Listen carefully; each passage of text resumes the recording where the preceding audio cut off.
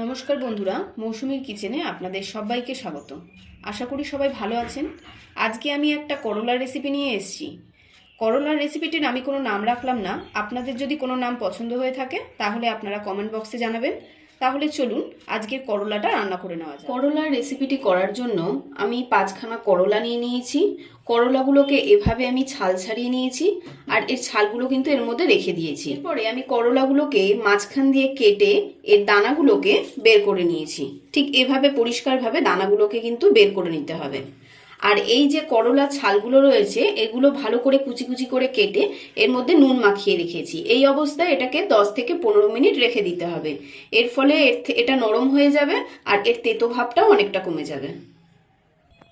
এবার আমরা ছাল ছাড়িয়ে নেওয়া করলাগুলোকে 5 মিনিট ধরে সিদ্ধ করে নেব। করলা সিদ্ধ করার জন্য আমি গরম জল বসিয়ে দিয়েছি।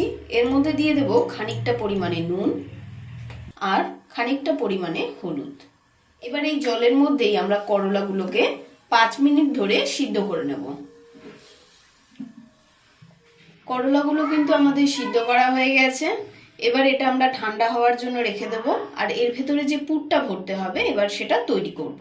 পুরটা তৈরি করার জন্য আমরা প্রথমে খালি কড়াইয়ে দিয়ে দেব একটা শুকনো লঙ্কা, হাফ চামচ মতো জিরে,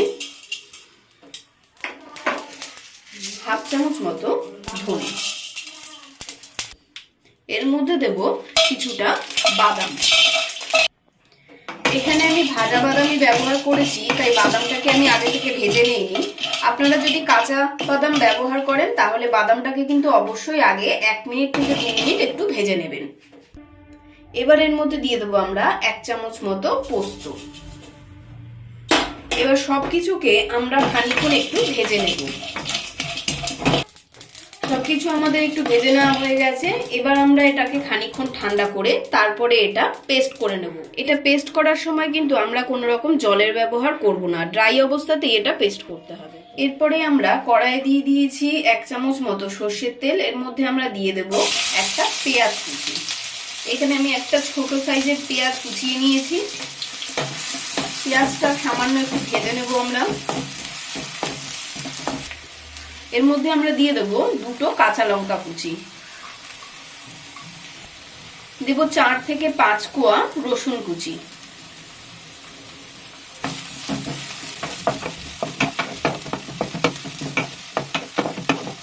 আর লঙ্কা রসুন এগুলো একটু ভাজা ভাজা হয়ে এলে এর মধ্যে আমরা দিয়ে দেব করলার যে ছালটা আমরা রেখে দিয়েছিলাম সেটাকে। এটা কিন্তু আমি ভালো করে 2 থেকে 3 বার ধুয়ে নিয়েছি। আমরা দেব কিছুটা পরিমাণে হলুদ গুঁড়ো। নুন আমরা দেব না, কারণ করলাটা কিন্তু আমরা আগে থেকে নুনে একটু ভিজিয়ে রেখেছিলাম। দেব হাফ চামচেরও কম পরিমাণে কাশ্মীরি লঙ্কার গুঁড়ো। এবার ভালোভাবে আমাদের এটাকে ভেজে নিতে হবে। সবকিছু কিন্তু আমাদের ভাজা হয়ে গেছে। এবার আমরা এর মধ্যে দিয়ে দেব বাদাম পোস্তর যে আমরা পেস্ট করে রেখেছিলাম সেটাকে।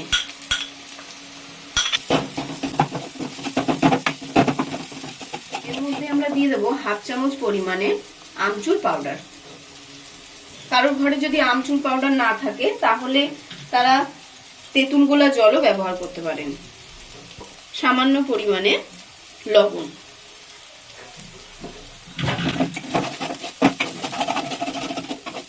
করলার ভেতরকার পুর কিন্তু আমাদের রেডি।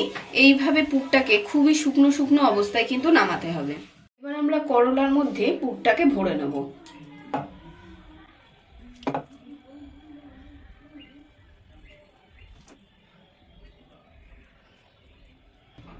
এইভাবে সমস্ত পুরগুলোকে আমরা করলার মধ্যে ভরে নিয়েছি। এবার করলাগুলোকে আমাদের ভেজে নিতে হবে। করলাগুলো ভাজার জন্য আমি কড়াইতে দিয়ে দিয়েছি সর্ষের তেল। এবার এক এক করে করলাগুলোকে এর মধ্যে দিয়ে দিতে হবে।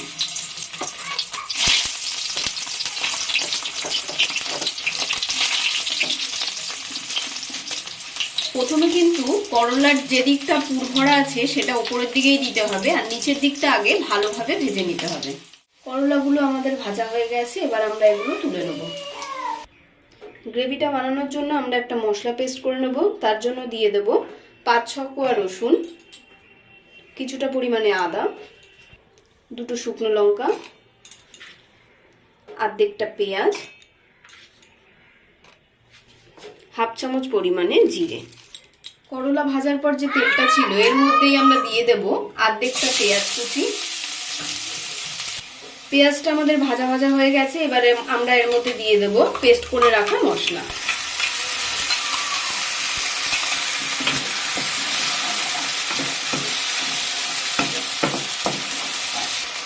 এবার দেবো আমরা হাফ চামচ পরিমাণে হলুদ, স্বাদ অনুযায়ী নুন, হাফ চামচ মতো কাশ্মীরি লঙ্কার গুঁড়ো।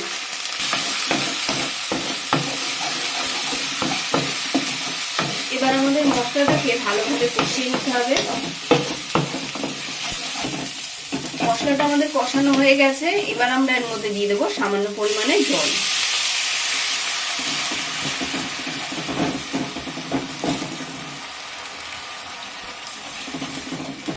ঝোলটা আমাদের ফুটে উঠেছে, এবার আমরা এর মধ্যে দিয়ে দেবো ভেজে রাখা করলাগুলো।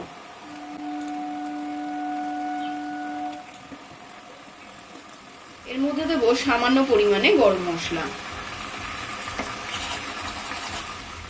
সবশেষে আমরা এর মধ্যে দিয়ে দেব লেবুর রস। এখানে আমি একটা পাতি লেবুর রস ব্যবহার করছি। তৈরি হয়ে গেছে আজকে আমাদের করলার রেসিপি। এটি আপনারা গরম ভাত কিংবা রুটির সঙ্গে সার্ভ করতে পারেন।